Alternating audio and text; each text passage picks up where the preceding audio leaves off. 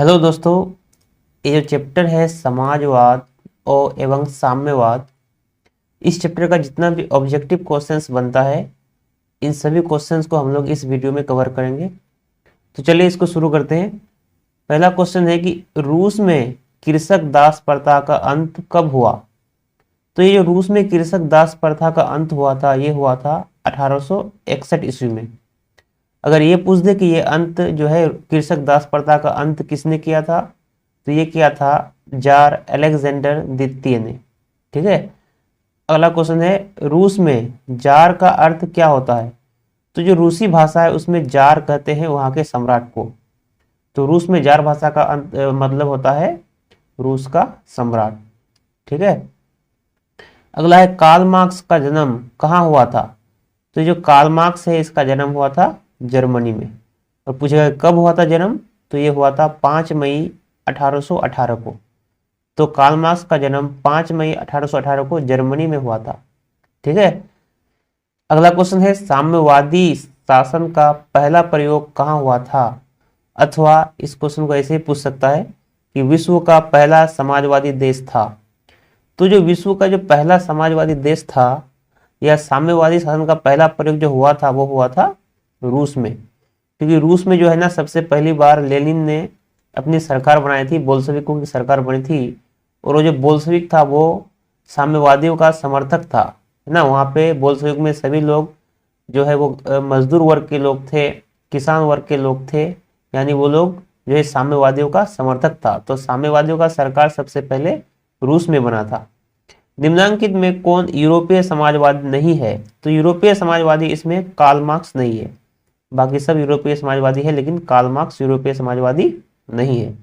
अगला है, war and piece किसकी रचना है। तो ये जो बुक है वार एंड पीस, इसको लिखने वाले हैं टोल्स्टॉय। तो टोल्स्टॉय ने लिखा है वार एंड पीस को। ठीक है। अगला क्वेश्चन है कि बोल्शेविक क्रांति कब हुई। तो ये जो बोल्शेविक क्रांति है, ये क्रांति जो है ना रूसी कैलेंडर के अनुसार तो अक्टूबर में हुई थी, लेकिन जो ग्रेगोरियन कैलेंडर है जो कि पूरे विश्व में चलता है, ग्रेगोरियन कैलेंडर, उसके अनुसार ये क्रांति नवंबर में हुई थी। तो यहाँ पे अक्टूबर तो यहाँ पे ऑप्शन में है नहीं, तो इसलिए ये ग्रेगोरियन कैलेंडर के अनुसार नवंबर में होगा, ये क्रांति हुई थी। ठीक है। अगला है, लाल सेना का गठन किसने किया था। देखो ये जो लाल सेना का जो गठन है इसके पीछे एक हिस्ट्री है, इसके पीछे कहानी ये था कि जब लेनिन ने जो है रूस में अपना सरकार बना लिया, और लेनिन जो है वो साम्यवादियों का समर्थक था और पूंजीपतियों का जो है पूंजीवादियों का क्या था, विरोधी था। तो जितने भी देश थे जो पूंजीपतियों का जो समर्थक था, उसने लेनिन के खिलाफ सेना भेज दिया था रूस में। तो लेनिन ने अपने दोस्त ट्रोट्स्की को कहा कि तुम जो है ये जो विदेश से जितने भी सेना आए हैं इन सबको लड़ने के लिए एक तुम अपना सेना बनाओ। तो तब ट्रोट्स्की ने एक सेना बनाया जिसको कहते हैं लाल सेना। तो लाल सेना को किसने बनाया था, ट्रोट्स्की ने बनाया था। ठीक है। अगला है, लेनिन की मृत्यु कब हुई थी। तो जो लेनिन है उसकी मृत्यु हुई थी 1924 ईस्वी में। तो 1924 में लेनिन की मृत्यु हुई थी। अगला क्वेश्चन है, ब्रेस्ट लिटोवस्क की संधि किस देशों के बीच हुई थी।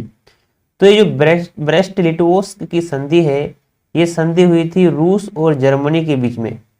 जब लेनिन रूस का शासक बना तो उसने ये कहा कि जितने भी युद्ध हम लोगों का चलता है बेफालतू में, उसमें बहुत सारे सैनिक मारे जाते हैं और पैसा भी खर्च होता है, तो उन सब युद्धों को हमको समाप्त करना होगा।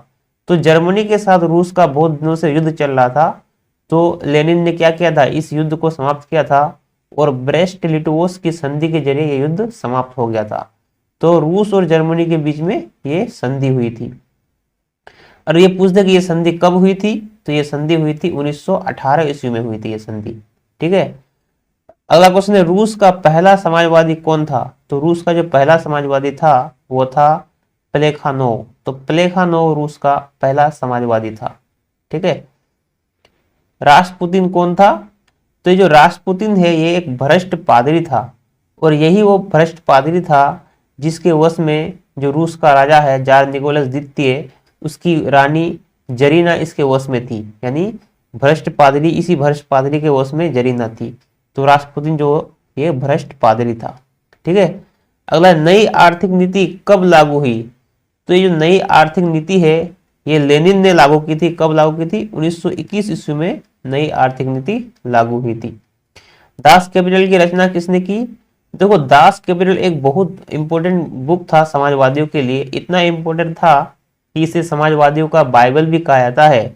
और ये बुक जो है वो 1867 में आई थी। और इसकी रचना किसने की थी, यानी इस बुक को किसने लिखा था? तो इस बुक को लिखा था कार्ल मार्क्स ने। कार्ल मार्क्स, जिसे साम्यवादियों का जनक कहा जाता है, साम्यवादी का जनक कार्ल मार्क्स ने ये दास कैपिटल लिखा था। ये बुक इंपोर्टेंट है। इसमें इसके बारे में पूछता कि ये बुक कब आया था, तो बोलना ये बुक आया था 1867 में। ये प्रकाशित हुआ था। किसने लिखा था? तो कार्ल मार्क्स ने लिखा था। ठीक है। और इस बुक को क्या कहा जाता है? तो इस बुक को कहा जाता है समाजवादियों का या साम्यवादियों का बाइबल। ठीक है। अगला है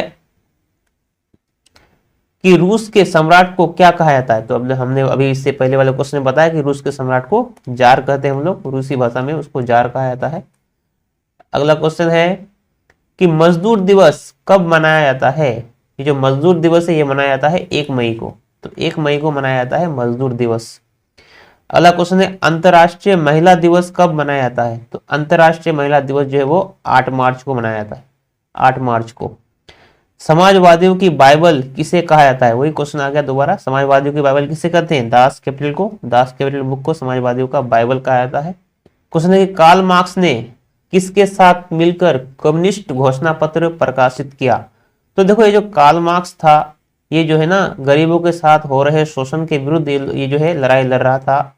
और इसको इसी तरह के सोच वाला एक आदमी मिला जिसका नाम था एंजेल्स। एंजेल्स भी यही सोच रहा था कि गरीबों के साथ जो शोषण हो रहा है, पूंजीपति वर्ग के लोग गरीबों को इतना शोषित कर रहा है, तो ये नहीं होना चाहिए। तो कार्ल मार्क्स और एंजेल्स दोनों ने मिल करके एक बुक लिखा था जिसका नाम था कम्युनिस्ट घोषणा पत्र। तो कम्युनिस्ट घोषणा पत्र कार्ल मार्क्स ने किसके साथ मिलकर लिखा था? तो ये लिखा था एंजेल्स के साथ। ठीक है। अगला, जार निकोलस द्वितीय की पत्नी जरीना किस देश की राजकुमारी थी? तो जार निकोलस द्वितीय की पत्नी जो जरीना थी वो ब्रिटेन की राजकुमारी थी, ब्रिटेन की थी वो राजकुमारी। साम्यवादी घोषणा पत्र के लेखक थे? तो साम्यवादी घोषणा पत्र ये हमने बताया किसने मिलकर लिखा था? कार्ल मार्क्स और एंगल्स दोनों ने मिलकर के लिखा था। तो कार्ल मार्क्स और एंगल्स इस साम्यवादी घोषणा पत्र के लेखक थे। अगला है निम्नलिखित में से किसे साम्यवाद के संस्थापक के रूप में माना जाता है? तो जो साम्यवाद का संस्थापक है, किसने साम्यवाद को लाया था? वो लाया था कार्ल मार्क्स ने। तो कार्ल मार्क्स को साम्यवाद का संस्थापक कहा जाता है। दास कैपिटल का प्रकाशन किस वर्ष हुआ था? ये हमने बताया कि दास कैपिटल कब प्रकाशित हुआ था। ये हुआ था 1867 ईस्वी में। रूस की बोल्शेविक क्रांति का नेतृत्व किसने किया था? तो रूस की जो बोल्शेविक क्रांति है उसका नेतृत्व किया था लेनिन ने। और लेनिन ने जो है ना वो बोल्शेविक क्रांति के बाद अपना सरकार बनाया था रूस में। उसके बाद खूनी रविवार किसे कहा जाता है? तो देखो, खूनी रविवार एक घटना था जब रूस के जो जनता है वो लोग जो है कपड़ा दो और रोटी दो का नारा लगाते हुए महल की तरफ आ रहे थे। तो वहां का जो राजा था जार निकोलस द्वितीय, उसने इन लोगों पर, निहत्थे जनता पर गोली मारने का आदेश दिया था। और इसमें जो है ना बहुत सारे लोगों की मृत्यु हो गई थी। और ये घटना रविवार के दिन हुआ था, तो इसलिए इसको खूनी रविवार कहा था। और ये हुआ था 1905 में। तो खूनी रविवार किसे कहा था? तो 1905 के रविवार को क्या कहते हैं? खूनी रविवार कहते हैं। ठीक है। तो इसके साथ ये वीडियो समाप्त होता है। अगर ये वीडियो आपको अच्छा लगा है तो आप जो है हमारे चैनल को लाइक करें, शेयर करें और सब्सक्राइब करना ना भूलें। Thank you.